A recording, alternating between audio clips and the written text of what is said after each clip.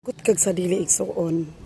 Moabot gyud ang panahon nga when it comes to argument, moingon na lang ka enjoy. Like if ingnon ka nga 1 plus 1 is equal to 5, then enjoy. Go on, di na ka makiglalis kay nga nakasabot na ka sa kinabuhi. Di na ka mangita og samok.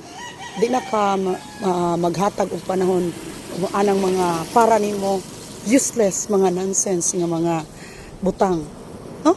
O maabot nimo mga igsoon, nindot kaayong pamati sa imong kinabuhi kay malinawon ka imong kinabuhi.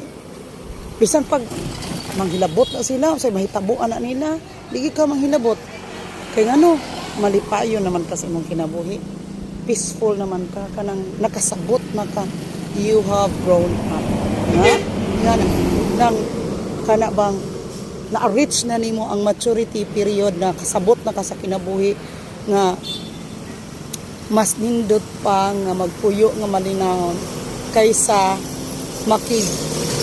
uban ka sa mga tao nga puno og conflict. So mas nindot ang kinabuhi kung naa ka sa kalinaw kay og magsigig og kag tagad pud ana nila, magsigig kag pag-argue ana nila. Either ikaw mo'y makapasakit og pulong or sila mo'y makapasakit og pulong nimo. Unya maglisod na ka og kanang filter ana mo na mo result sa og conflict. Muna nga og ingnon ko nimo nga awa jud kay ayo kuan jud ka nga pagkatao, no?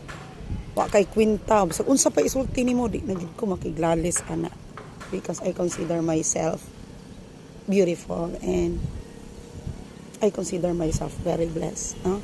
It's too blessed to be stressed. Yeah.